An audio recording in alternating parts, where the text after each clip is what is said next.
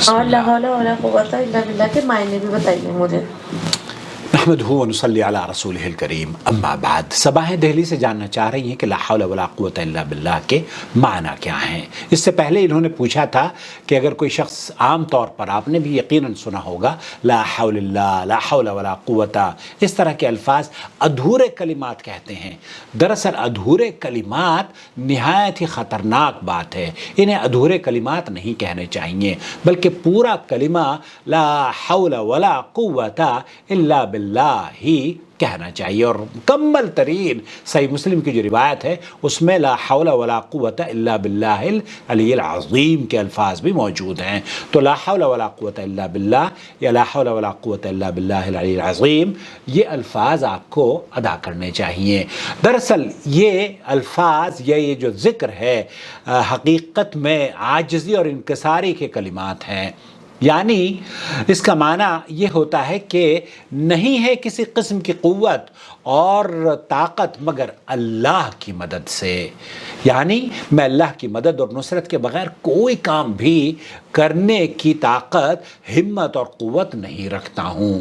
اور اس کا معنی اور مفہوم یہ ہے کہ ہم تمام کے تمام اپنے کاموں کو اللہ کی طرف نسبت کرتے ہیں کہ اللہ تو ہی سب سے بڑا ہے، تو ہی سب سے طاقتور ہے، اور تیری ہی طاقت سے میرے کاموں میں آسانیاں پیدا ہوتی ہیں، تیری ہی طاقت کی وجہ سے میرے اندر ہمت ہوتی ہے، میں کام کاج کر پاتی ہوں، اور تیری ہی دی ہوئی طاقت اور تیری ہوئی دی ہوئی ہدایت سے اللہ میں تیری عبادت بھی کرتی ہوں۔ تو ہمیشہ اس جملے کو یا اس کلمے کو اپنی زبان پر رکھنا چاہیے۔ اور حدیث میں آیا ہے، حضرت ابو موسیٰ اشعری رضی اللہ تعالیٰ عنہ بیان کرتے ہیں کہ ہم نبی کریم صلی اللہ علیہ وسلم کے ساتھ ایک سفر میں تھے۔ جب ہم کسی بلند جگہ پر چڑھتے تو تکبیر کہتے۔ نبی کریم صلی اللہ علیہ وسلم نے فرمایا، لوگوں اپنے اوپر رحم کرو، تم کسی بہرے یا غائب رب کو نہیں پکار رہے ہو، تم اس کو پکار رہے ہو جو بہت زیادہ سننے والا، بہت زیادہ دیکھنے والا ہے۔ پھر اللہ کے رسول صلی اللہ علیہ وسلم میرے پاس تشریف لائے۔ میں اس وقت اپنے دل میں لا حول ولا قوت الا باللہ کہہ رہا تھا۔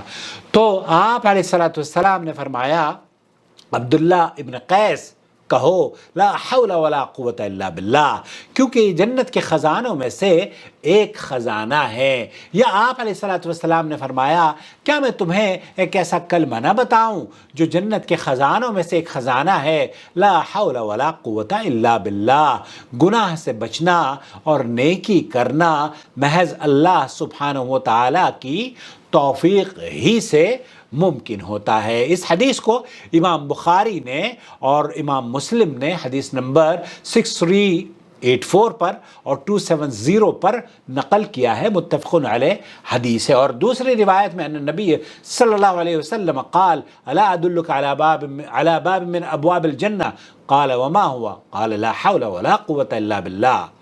اس حدیث کو بھی یہ صحیح روایت ہے، حضرت معاذ بن جبل رضی اللہ تعالیٰ عنہ سے روایت ہے کہ نبی کریم صلی اللہ علیہ وسلم نے فرمایا، کیا میں آپ کو جنت کے دروازوں میں سے ایک دروازے کی خبر نہ دوں؟ انہوں نے پوچھا وہ کیا ہے؟ آپ نے فرمایا لا حول ولا قوت الا باللہ۔ اس کو امام نسائی نے اور سنن الکبریٰ نے اور امام احمد بن حنبل نے اپنی مسند میں اس حدیث کو نقل کیا ہے۔ تو یہ بڑی فضیلت کی بات ہے، آپ کہیں لا حول ولا قوت الا باللہ۔ اللہ رب العالمین سے دعا ہے، اور اکثر من قول لا الہ، ابو ہریرہ رضی اللہ تعالیٰ عنہ یہ بیان کرتے ہیں، امام احمد نے اس حدیث کو روایت کیا ہے، اکثر من قول لا حول ولا قوت الا باللہ فإنها کنز من کنوز الجنہ۔ تو اس کو اللہ رب العالمین نے یہ جنت کا خزانہ ہے، اور اس خزانے کو آپ کو، اس ذکر کو آپ اپنی زبان سے بار بار ادا کریں، اور تاکہ آپ کی زبان تر رہے اور جنت کے حقدار آپ کو بنا دیں۔ تو اکثر اللہ کے رسول صلی اللہ علیہ وسلم نے فرمایا ہے کہ اس کو کثرت سے، اس ذکر کو کثرت سے کیا کرو، لا حول ولا قوت الا باللہ۔ اس کا مطلب یہ نہیں ہے کہ میں 1000-2000 مرتبہ کی تسبیح پڑھ لوں، بلکہ کثرت کا معنی یہ ہے کہ جتنا چاہے کر لو، 3 مرتبہ، 10 مرتبہ، 15 مرتبہ، 20 مرتبہ، کوئی تعداد نہیں ہے، جتنا چاہے کر لو۔ نور علی نور۔ اللہ تعالیٰ سے دعا ہے کہ اللہ تعالیٰ ہمارے اعمال کو قبول فرمائے اور ہمیں قرآن و سنت پر عمل پر کرنے والا بنائے، اور اس چینل کو قرآن و سنت سے لوگوں کو جوڑنے اور جڑنے کا سبب بنا دے۔ آمین یا رب العالمین۔ وما أرسلنا من قبلك إلا رجالا نوحي إليهم فاسألوا أهل الذكر إن كنتم لا تعلمون بالبينات والزبر وأنزلنا إليك الذكر لتبين للناس ما نزل إليهم ولعلهم يتفكرون أفأمن الذين مكروا السيئات أن يخسف الله بهم الأرض أو يأتيهم العذاب من حيث لا يشعرون